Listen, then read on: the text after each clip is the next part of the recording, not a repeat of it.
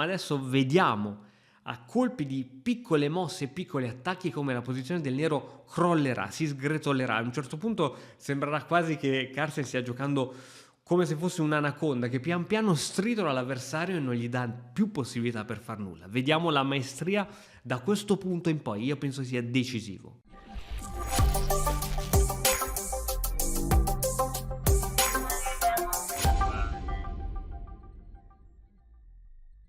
E buongiorno amici di Mattoscacco, oggi vediamo una partita in cui Carlsen si ritrova a giocare contro un gran maestro che su chess.com ha 3000 punti, ha più di 3000 punti, stiamo parlando di livelli allucinanti. Questa è una partita blitz, quindi ci saranno sicuramente imprecisioni e errori, ma se non altro noi riusciamo a vedere bene l'istinto di questi grandi giocatori, questi grandi maestri. E Carlsen, sapendo che il suo avversario è così forte, che ha più di 3000 punti, decide di, diciamo, un po' prendersi il gioco di lui, perché nel momento in cui apri con un'apertura come B3 un po' ti prendi il gioco di lui e allo stesso tempo un po' ti fai un'assicurazione su te stesso e dici ok, se perdo con questa apertura del cavolo almeno potrò dire che ho perso perché ho utilizzato un'apertura del cavolo, e allo stesso tempo magari vuoi portare il tuo avversario fuori dalla teoria, poiché non è che ci sia troppa teoria dopo un'apertura come B3. C5 risponde l'avversario, Carlsen fianchetta, cavallo C6 e ora E4.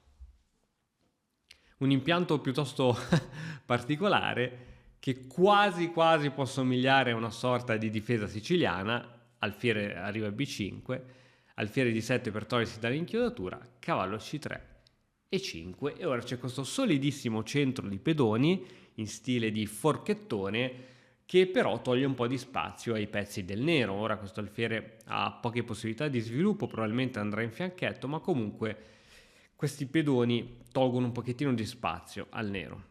Cavallo G in E2, c'è da dire che anche l'apertura del bianco non è un'apertura che mira tanto ad acquisire spazio.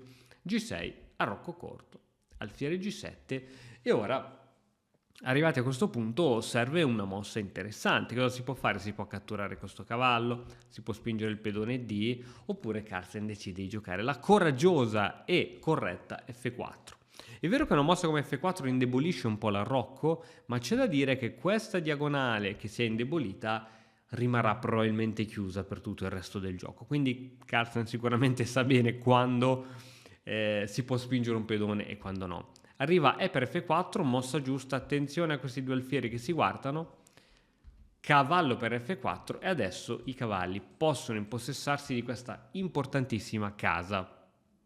Arriva cavallo in G7 per contrastare questa casa, e voglio farti notare che dopo un ipotetico salto di cavallo qui sopra e il cambio di cavalli, Carlsen non potrebbe ricatturare col cavallo poiché cadrebbe questo alfiere. Quindi per ora quella casa bisogna un pochettino giocarsela. Arriva D3, arrocco corto, donna in D2, A6, e ora si interroga questo alfiere che in realtà non ha troppo da fare, anzi se va qui rischia quasi di rimanere intrappolato e non sapere più cosa fare. Dunque alfiere per cavallo, e qui probabilmente la più corretta era catturare con il cavallo che dava una mano al controllo, ma il nero ha deciso di giocare alfiere C6, forse perché appunto preoccupato da questa casa importante, questo buco importante.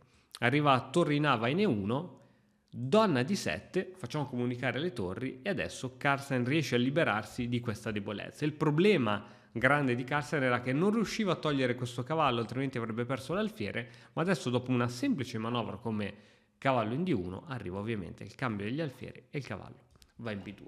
La posizione è abbastanza equa, a questo punto ci sono salti interessanti per cavalli, strutture pedonali molto solide, guarda qui che belle catene che abbiamo qui, tutto abbastanza solido, quindi la partita è tutta da giocare, ma in questo punto della partita arriva un punto decisivo, una mossa che dà una svolta totale alla partita, D5. Questa mossa molto coraggiosa, questa è una mossa molto coraggiosa, probabilmente il nero voleva cercare di aprire la posizione cercando di dare un senso al suo alfiere. Questa mossa però permette a Carlsen di prendere un vantaggio posizionale con donna in F2, una mossa difficilissima da trovare. Anche E5 era sicuramente interessante, ma donna F2 è molto interessante. Si crea una interessantissima batteria, si attacca al punto C5 ed è su questo punto che il nero dice: beh, io intanto gli cambio i pedoni e gli faccio avere a Carlsen un pedone isolato su E4.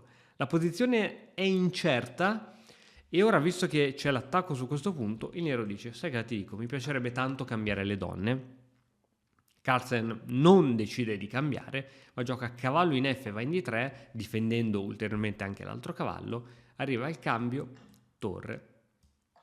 E ora, dato che c'è sempre l'attacco sul punto C5, arriva B6.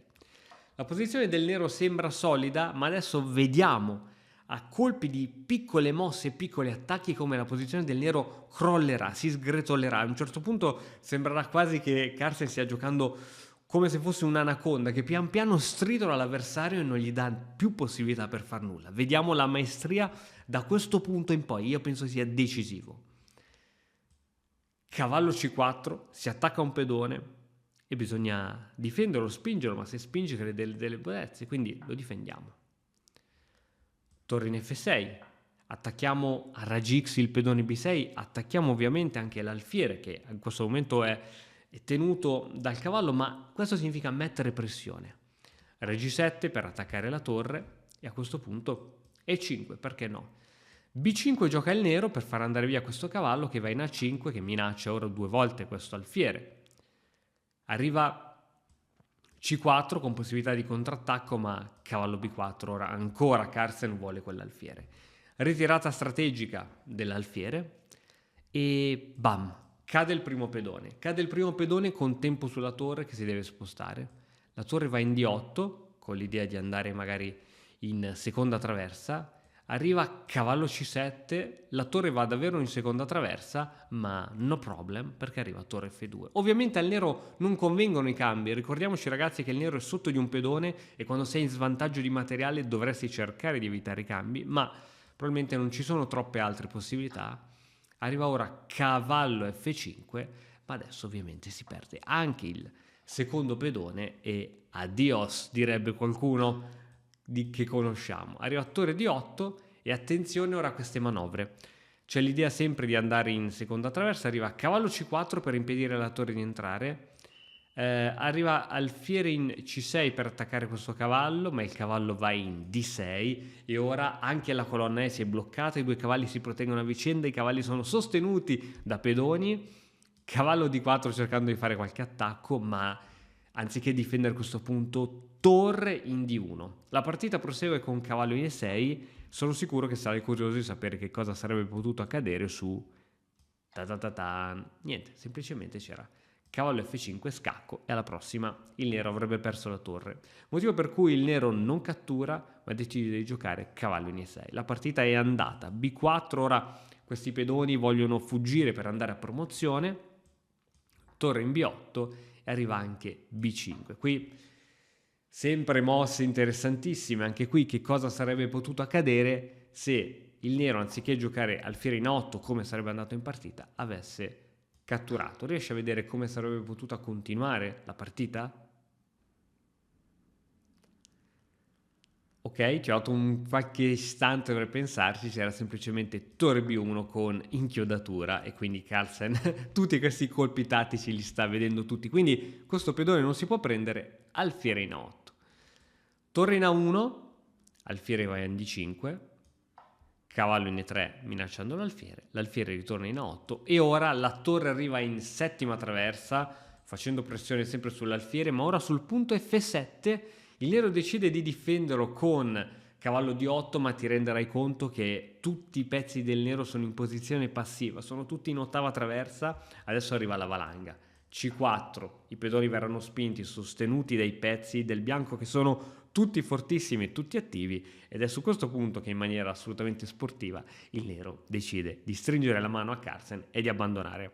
È stata una partita interessante, equilibrata fino a un certo punto, poi quando c'è stata anche la benché minima, la più minima imprecisione, ovviamente il campione del mondo ha una visione tattica e strategica allucinante ed è riuscito subito a portare la partita a suo favore. Dopo che il nero ha perso un pedone, Carlsen ha continuato ad attaccare e a chiudere la posizione dell'avversario fino ad arrivare in questa posizione completamente vinta. Il nero avrebbe potuto giocare qualche altra mossa? Sì, ma ovviamente si presume che uno di questi due pedoni si sarebbe chiamato già regina.